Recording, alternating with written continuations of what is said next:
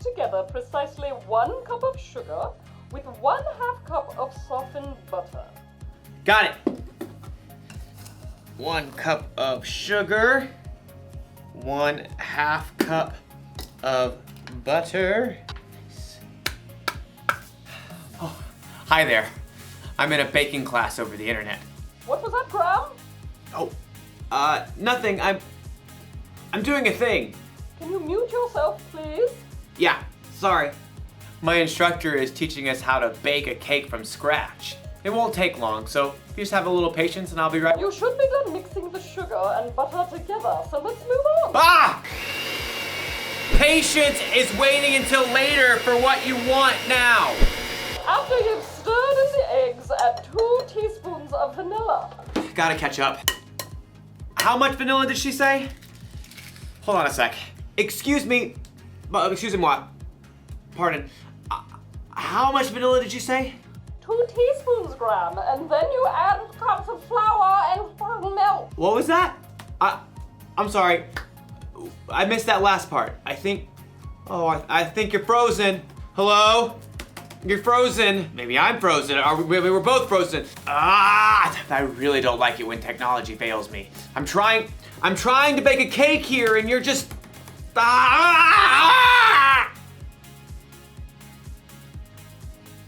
And I have to wait until it unfreezes before I can make my cake. You know, sometimes we have to wait for things when we really, really don't want to.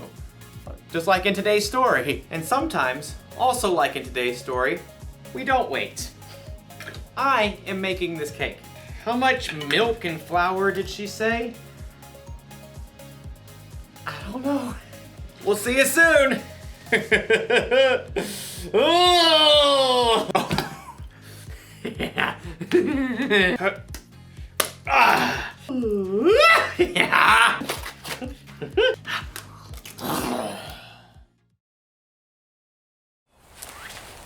Hey, good morning, boys and girls. Welcome to another episode of Virtual Kids Worship. Thank you so much for hanging out with us again this week as we continue to talk about patience. And if you remember, patience is waiting until later for what you want now.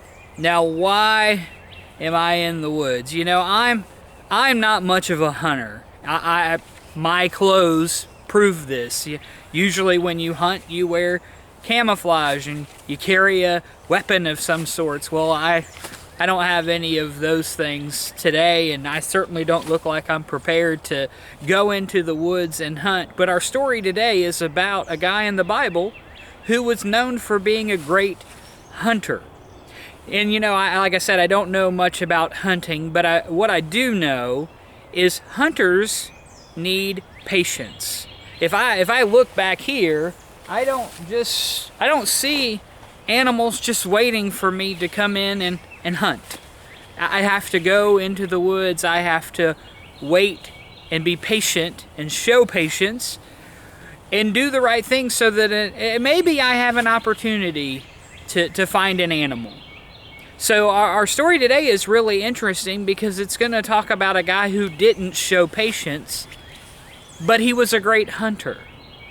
So we know he had the ability. He could show patience, but in our story, he doesn't. He lets how he feels and maybe what he thinks and his emotions get the best of him, and it causes him to make some really bad choices. Well, really, he makes a bad choice. You know, this story from the book of Genesis, chapter 25, is maybe one of the greatest stories, one of the best examples of what it looks like to not show patience. This is the story of Esau. Esau is Isaac's son. He's Jacob's older twin brother. That's right, if there's a twin, one is a little bit older and one is a little bit younger. Esau is the older of the two boys. And like I said, Esau was a hunter. And Jacob was a guy who liked to stay at home. He didn't go into the woods as much, into the wilderness to hunt. He liked to hang around the house. And these brothers didn't get along always, and in fact that was true even when they were in their mommy's tummy. The Bible tells us that they struggled in their mom's tummy before they were even born. So we already know that sometimes they didn't show patience with each other either. Now Esau, who our story is about and who is going to be our picture of what it means to not show patience, he goes off for a hunt.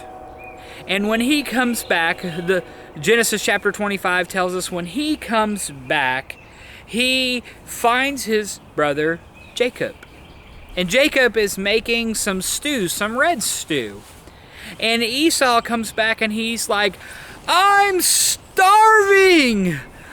Give me some stew."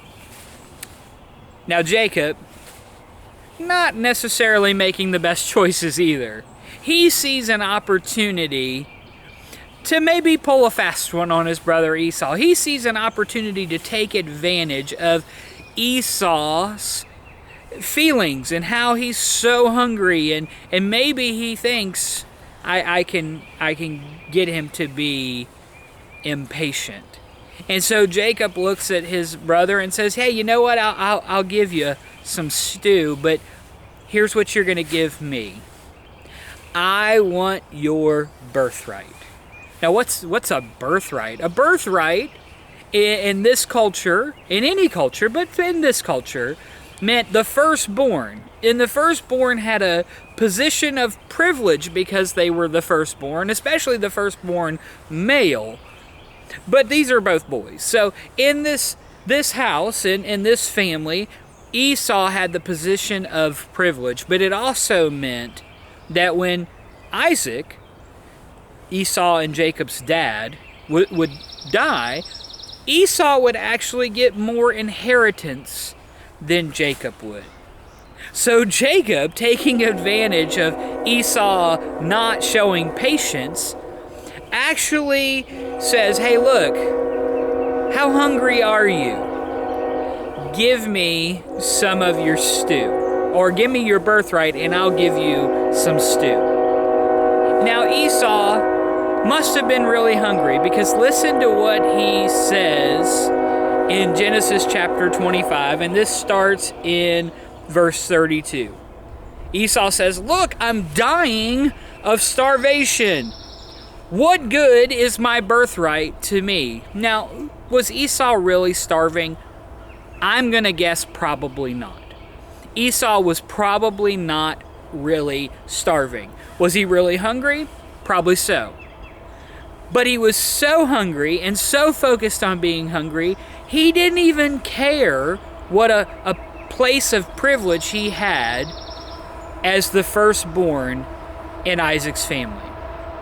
And so Jacob looks at him and said, "First you must swear that your birthright is mine." So Esau swore an oath, thereby selling all his rights as the firstborn to his brother Jacob.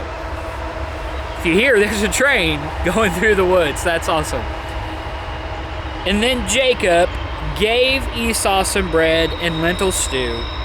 Esau ate the meal, and then he got up and he left, and he showed contempt for his rights as the firstborn. What does that mean? It means he didn't show any excitement. He didn't show any appreciation, any thankfulness for his birthright.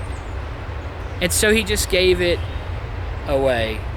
He didn't show any patience with his feelings, with his emotions, and he let them get the best of him. And because of that, he lost everything. Well, pretty much everything that was valuable to him. And he lost his most important position in the family, the position that God had put him in.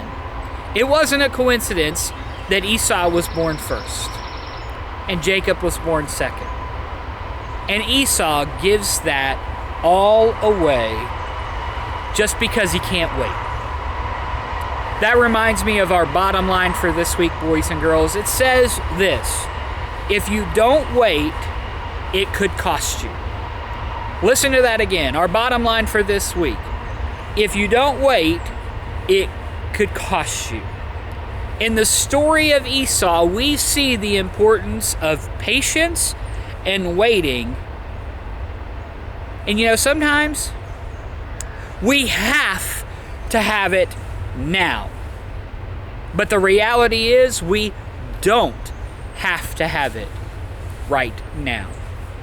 We can learn a lot from the story of Esau. Because you know what? We all do this. We all lack patience sometimes. We try to rush something and get ahead of the right timing or God's timing, and we'll make a deal. So much so that it costs us something. It costs us a privilege. It costs us a possession. It costs us integrity in a relationship. And what I mean by that is we make a bad choice because we can't wait, and it hurts somebody that we love. We can learn a lot from the story of Esau because Esau made a bad choice, and God shares that with us so that we can have a picture and an understanding of what it looks like when we don't show patience. We need to do the opposite, boys and girls. It's important that we show patience. God isn't making fun of Esau. He doesn't give us this story so that he can, put this bad spin on Esau. He just tells us a real story about a real person from the Bible. You and I have to be patient. And boys and girls, when we show moments where we want to rush into something and we want to get ahead of God's timing, we need to remember, if you don't wait, it can cost you. This reminds me of our memory verse for this month. I hope wherever you're at, you'll say it with me. Wait for the Lord. Be strong and don't lose hope. Wait for the Lord.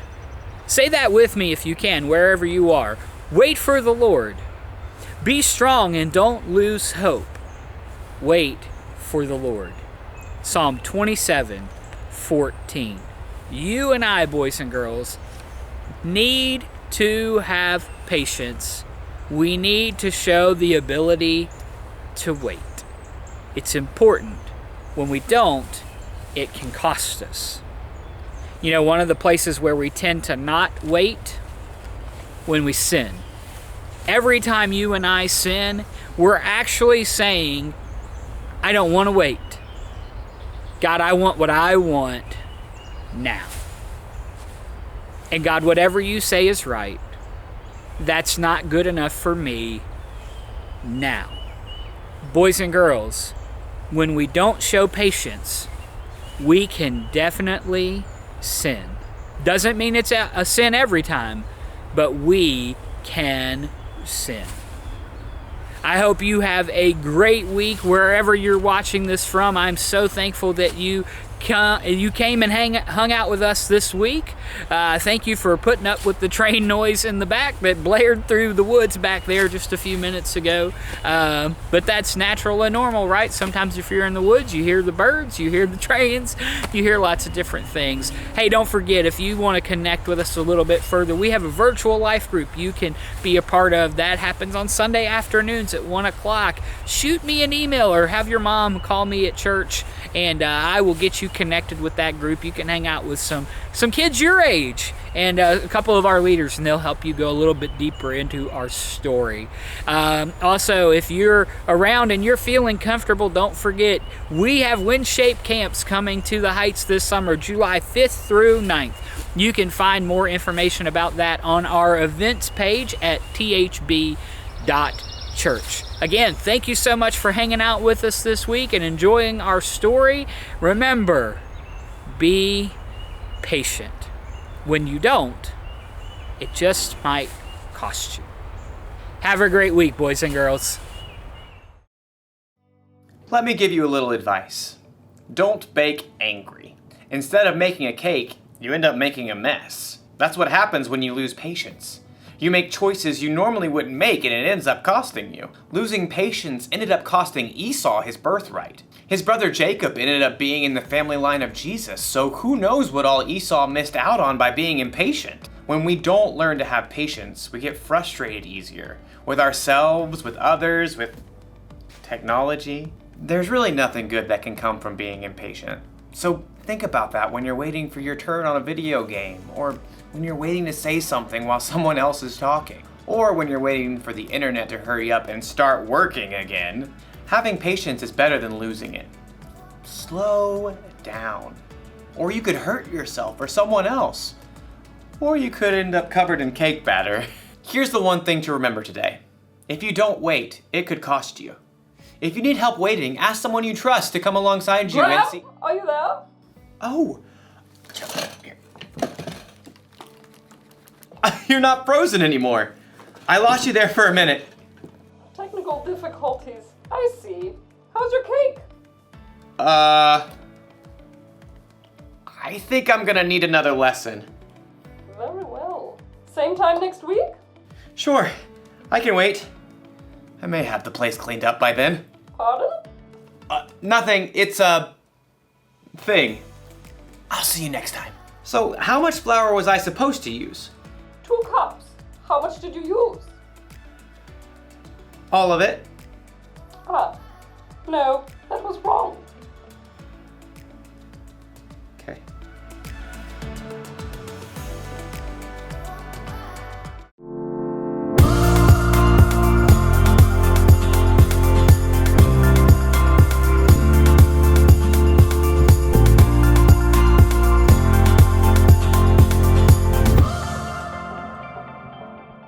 Dear God, you know how much I've been looking forward to the pizza party. We've planned it for, well, it seems like forever. We sent out the invitations, and it took a while for everybody to tell me if they could come. Then we made a sign-up sheet so people could bring their favorite ingredients. Even pineapple. Dad and I were going to make the dough so everybody could make their own personal pizza. I never helped make the dough before, so I was excited when we started setting out the ingredients in Grandma DeMartino's recipe. We had to make a lot of dough so everybody would get their pizza. Now, when you make pizza dough, you need to put some yeast in a bowl with water, and then wait for it to have some bubbles. Dad had a phone call, so I waited some more. And waited, and waited, and waited. I thought I waited long enough, but I didn't. We waited on the dough to rise, but it never did. I thought I ruined the whole party, but then Dad said even Grandma did the same thing. We went to the store to get some pre-made dough we could use. It wasn't like Grandma's, but at least that way we could still have the party. God, thank you for a great party. We need to try it again sometime. But next time, help me to remember have a little more patience. Chase.